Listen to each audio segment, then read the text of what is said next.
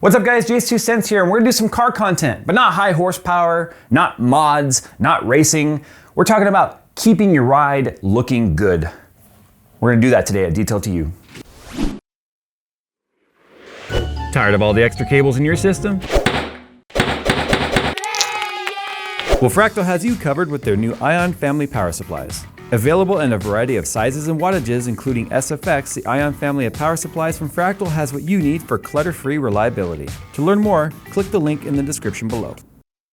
So my Camaro ZL1 1LE is a 2018. It's got 18,200 loved miles on it. We're talking track, we're talking desert. Just, I've not been kind to the car and I wanted to protect it. But it's time to kind of take off the XPEL that's on there. We're gonna put Lumar on there. We'll talk about why we went with a different brand as we kind of move forward with the video. But I'm gonna go ahead and let Chris's guys, who are the professionals, do this because I'm not a professional. I would totally screw this up. So let's go ahead and go out to the shop and show you guys what we're gonna do.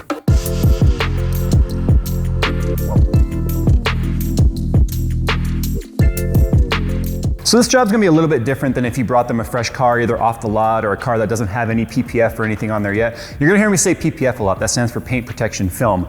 But this is my 2018 ZL1 right here. We're not gonna talk about performance or specs. That's a whole different video because of the amount of work that's done to this car. However, if you come and look closely though, it does have an XPEL on here. XPEL is a type of paint protection film. There's a lot of different brands out there. I got it put on pretty quickly and hastily when I first bought the car because I broke this thing in on track. So I wanted to protect the paint as quickly as I could. You can kind of see here, we've got some really ugly seams that dirt has sort of made its way in. One of the things that Chris says he likes to do with his particular paint protection film is sort of alter the template a little bit, so he moves these seams to a place that kind of naturally follows a body line rather than having this ugly one here. But we've got some holes where track debris, rocks, tires, even pieces of steel belt, because some people like to run their tires down to the belt on track, have actually punctured through this wrap. So one of the things I'm kind of curious as to how this is going to look underneath, because if we look down low here, if you're not the guy out front anyways, you're going to get some holes blown in your ship. So as you can see right here, this is probably the worst piece of damage I have. It's gone all the way through the XPEL, all the way through the paint down to the primer, which is a black primer under this Summit White. Kind of interesting, right? Black primer, white car, but whatever. So we're gonna find some of those throughout the car. So it's not gonna look 100% perfect because the car is not 100% perfect underneath the wrap. We've got matte black parts on this car and we've got obviously gloss Summit White parts. But the black wrap that comes on the 1LE is just a cheap vinyl wrap they put on at the factory. Mine's starting to even come unraveled at the back of the hood. But as you can see, I've got holes just all peppered all over this. We've got some scratches from rubber hitting it and kind of sliding along the car. Here's a good one right here. So if you've never been on track, there's a lot of what's called marbles that are picked up on the track. They're just pieces of rubber that roll off the tires, get stuck to the ground, and the cars in front of you pick them up and send them flying. Rocks, rubber, hot rubber gets stuck to stuff. It's kind of ugly. So in order to redo this wrap, we've got to take off this hood insert, the bottom piece, the top piece. It's kind of a clamshell. And then we're gonna be rewrapping this in a black paint protection film. You can see the side skirts are matte black. That's a factory matte paint. So what it is, it's actually a black paint with a matte clear on top of it. But this does have a wrap on it too. So XPEL also had a matte clear that we put on all the black parts. But we're gonna be changing that today and putting an actual matte wrap over the matte parts. But we're gonna be bringing the black PPF across the top of the car as well. So we're gonna have black on the roof, and we're also gonna have black on the shark fin. This will be an actual vinyl though, not a PPF because of the contours. And then the trunk as well. Now that's not just because I like that whole black top of the car look. That's also because I've got marks on top of the car and on the trunk even at the end of a track day from rubber hitting the entire top of the car. So that's what we're gonna do today.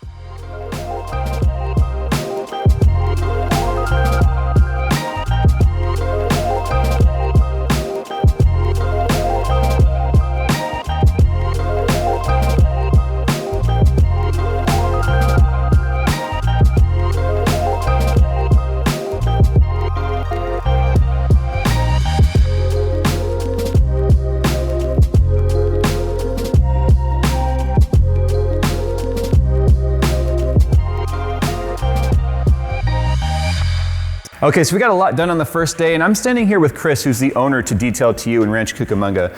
So let's talk about the wrap that we put on here. The I keep calling it a wrap. It's a paint protection film or a PPF. It's very different from a vinyl wrap. Why don't you start with what the difference is? As we all know, you track this vehicle pretty actively. So the original car came with a matte black vinyl, which does, of course, not stop rock chips. We learned about a film that is actually a matte black film, but it's a paint protection film, meaning it will actually stop rock chips. And so we decided, instead of just replacing the vinyl, to replace this with a matte black paint protection film. And so now, even though it looks like factory, it's actually thick enough to stop the rock chips. It looks better than factory, because the vinyl, even from day one, always had a texture to it, like a grain, if that makes sense. This is such a perfect uniform sheen to it. It does look very healthy. The matte black hood also never matched the matte black painted parts of the car. It was always a totally different, dull look. But this, before we did all the black pieces and we pulled all the existing stuff off, you couldn't tell what was the paint and what was the wrap or the PPF. I kept going around thinking like, oh, he still has to do that panel. I'm like, oh wait, it's done. But it's it looks great. So now with the clear part, so how did we kind of handle that? Because what's amazing here is the difference in terms of the seams. There's very few seams. There's no edges visible. Obviously, you guys did an amazing job at hiding those seams, which wasn't really the case before. So before, it was very much so like a pre-cut pattern, and this is what you call bulk roll install. So this was entirely cut out by hand, and this piece here was just trimmed by hand and then custom cut around the corners versus cutting it on a plotter, which then you're trying to adjust the pattern and get it to fit on the fender and then stretch it to the right areas and meet all your marks, which we call those absolutes. But that doesn't necessarily do the cleanest install. And so this was bulk roll install. The only thing that was done with a plotter was just the front bumper. But even then, it was stretched and then rolled all the way to the edges. So even where the seams are here, you really have to look for them versus before, because they go much farther to the edge than before. Yeah, we just try to do as clean of as install as possible, and that way the car has 100% protection, and really you want to try and cover areas that are small that may still be susceptible to a rock chip. You don't want to leave that area exposed. No, that looks really, really good. And at the risk of inflating your head at how good this install turned out. So I've always been a fan of the black roof and the black trunk and all that sort of stuff. And it's one of those things where I wanted to do that. And I was gonna do like a vinyl wrap or something, but when you told me about the black PPF, I thought that was perfect. Because the problem is with track, if you've never been on track and experienced this, you will find rubber has hit your car in areas you would never expect. The top of the car and even my trunk are typically they have streaks of rubber all over it. Because the cars in front of you, kick it up in the air, it gets caught in the air, and then it will tumble over the top of the cars behind you and the person that's in front of you and all that. So now the top of the car is protected from those scratches and those dings, because I do have a few scratches on here from, like I said, pieces of metal steel belts and stuff still stuck in tires.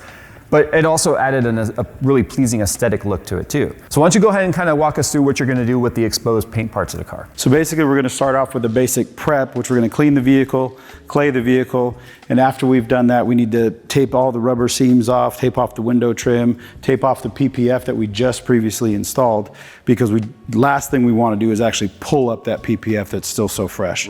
So all of these edges and the mirror and around the fenders, everything's going to get taped off in preparation for the paint correction. So I feel like over the last couple of years, you've heard a lot of people talk about ceramic coating and its hydrophobic and hydrophilic properties. And people always go, oh, that makes it easier to dry off and clean. But there's other reasons why you want to do it. Can you kind of go real quickly into what other benefits it adds besides the cleaning aspect? There's a lot of rumors or a lot of false advertising that coatings last forever, or coatings are completely scratch proof, or there are all these different things.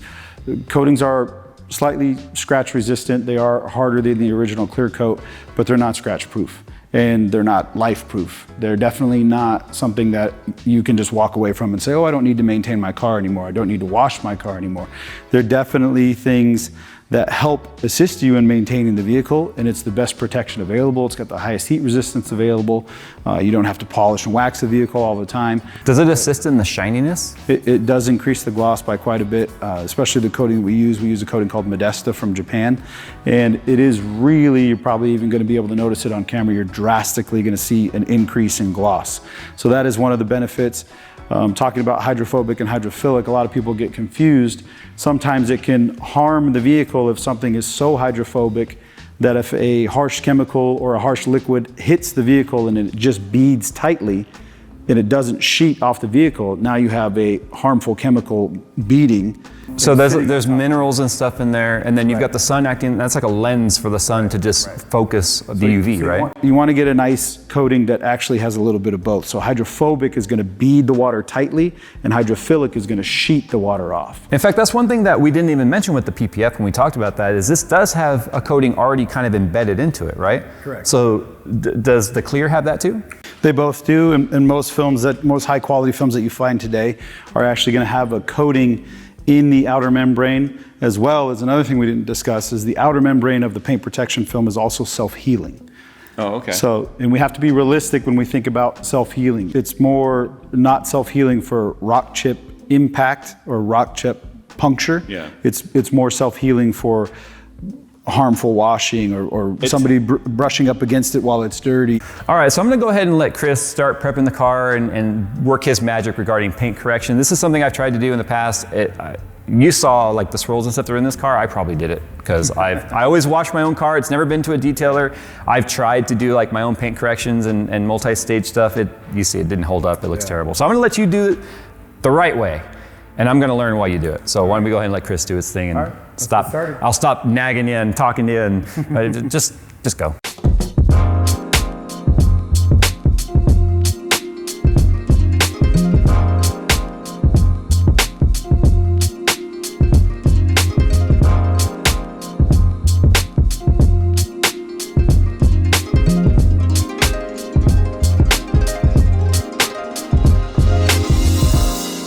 Okay, so I wanted to talk to you guys a little bit about paint correction and paint correction lighting.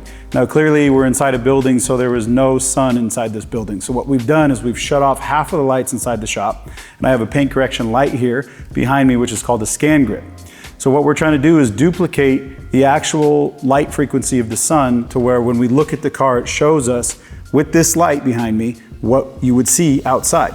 So if you look over here at the paint, you can see that Jay's car has very many swirls and blemishes, and this is all from either improper washing or the car got rubbed up against or dusted. Lots of things can cause these imperfections, but we want to find them, chase them down, remove the defects, and get this car in what we call coatable condition.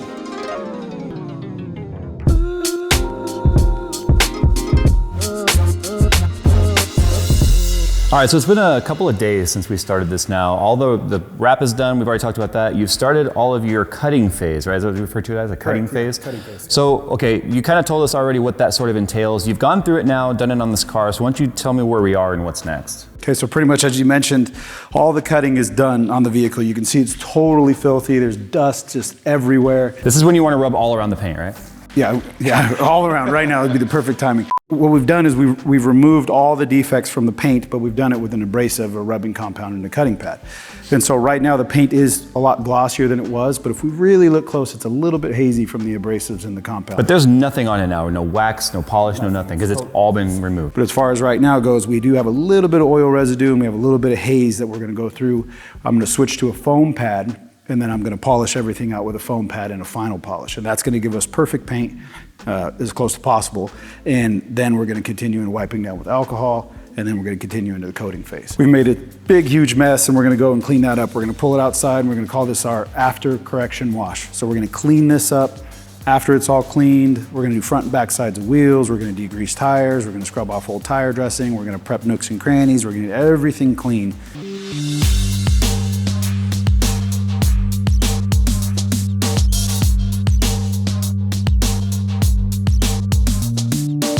All right, I'm not gonna lie. For me, it already looks done. Like, this is better than it looked the day I bought it, and it was a showroom car. It was inside the showroom, and it never looked this good, and even in this lighting. So tell me what you did after you washed it, and then what our next step is. So like you said, we did the foam bath, we blew everything dry with the leaf blower. That's the thing, you didn't touch it with a pad or a mitt or nothing. Because after that major of a correction, you don't want to risk, kind of dry wiping an area or put more marring in the paint or rubbing in a little bit of dust.